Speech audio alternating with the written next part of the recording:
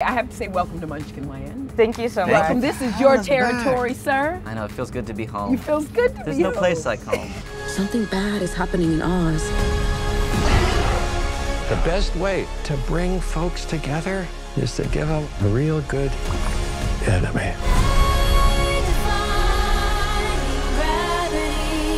You have no real power.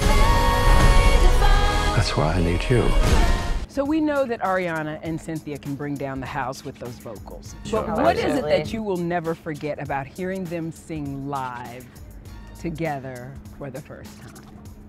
I had, when they were filming Popular, I kind of snuck in for that and just hearing them and just, yeah, it was, see, they have me speechless again because genuinely it's just like the love and the passion that they have in those vocals is just out of this world. And the way that they're able to like tell the story with those powerhouse vocals, I think that's what makes it feel so special and like so special when you're like right up next to it, when you're like right in the room, but I think it also like flies through the screen. It's been like a real honor to see it with people for the first time, like audiences experiencing it. And when, you know, The Wizard and I ended, it's a movie and yet everybody like uproariously applauded. You know, like you were in a Broadway theater, but in this really special way because it like comes through. Yeah. And it's that connection to what they're doing. And they, you know, we were just talking about wanting to take care of the characters. Nobody wanted to take care of them more than Cynthia and Ariana. Yeah. And they fought for it like super fans, you know. I love that. It's amazing. Because they are super fans. You can room with Miss Glinda. Oh, Popular. I know about Popular. Oh, I saved you some space, by the way. Do you really think this is fair? I do not. I was promised a private suite. But thanks for asking. Well, you know, Boq does have this like infatuation with Glinda on screen, kind of like art imitating life in a way. What do you most appreciate about Ariana as a person and then also as an artist? Yeah, Ariana as an artist is really locked in. She's unbelievably funny. She's the funniest person on the planet. Get rid of that.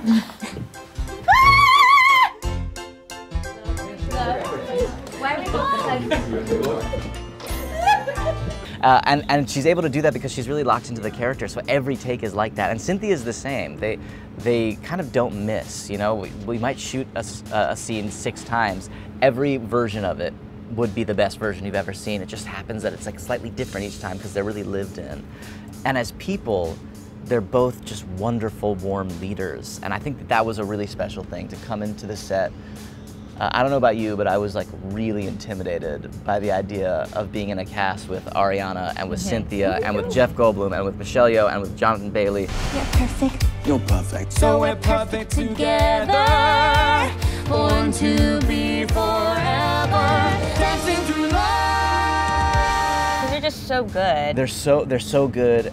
And I was such a fan already. As much work as you've done with like, Broadway, you were intimidated? Yeah, are you kidding me? They're unbelievable, but that intimidation like kind of like settled really quickly, like you were saying. Like the second we met each of them, it was just like we're in it together. Level, yeah. Well, Nischelle Yeoh did win the Oscar while she was doing Oh my God, movie. and she came into the Oz's ballroom. Like the day after. The day she flew back from LA to London and walked down the Ozda stairs. And it was so iconic. It Pulled was out like such a grand entrance. It was so cool. That is awesome. So cool. You, come with me. Of course. Not you. You. You're the one the wizard has been waiting for. Do you remember that first time you came upon a John Chu set, or the first time you were in Oz, and what that moment was like? Marissa's like, heck yeah. Well, I saw the set for the first thing we filmed, which was the Dillerman classroom scene. And I had went in there early just to like make sure accessibility-wise, everything was great. And it was more than great. They had like a ramp to get up to like the top of the class, and then like the chairs and the desks like swung so that it just falls into place for me, which was great. And then obviously just the set itself was just gorgeous. Like, it's like, why couldn't my college classes look like that? I don't know. John Chu always has a feast for the eyes though, right? In whatever he does, doesn't it feel like that? Whatever movies he's directing? I mean, that's why I was so excited when I found out he was doing Wicked, because you know, In the Heights was beautiful, Crazy Rich Asians was amazing, and actually I think I already was kind of in, but then I had the sort of privilege while auditioning of talking with him for like 25 minutes as sort of a callback.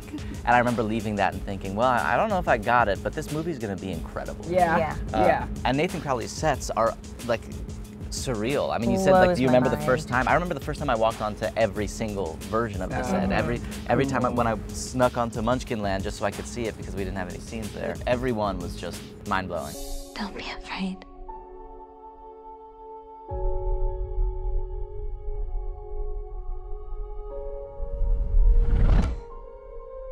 I'm not afraid. It's the wizard who should be afraid of me. I know you know that these are some of the most coveted roles in Hollywood. Yes, absolutely. And you have them. It's a crazy way to put it, yeah. But we can't ignore there is a pressure that comes with this, because as the audience, we know the story. We know the songs, we love the songs, we know the imaging, we want all that. Yeah. So when you're coming into this project, are you saying, okay, oh yeah. Yeah. Oh yeah. I mean, this was is my first big role ever in general. So yeah, I definitely. She's like, damn. Yes. What? Yeah.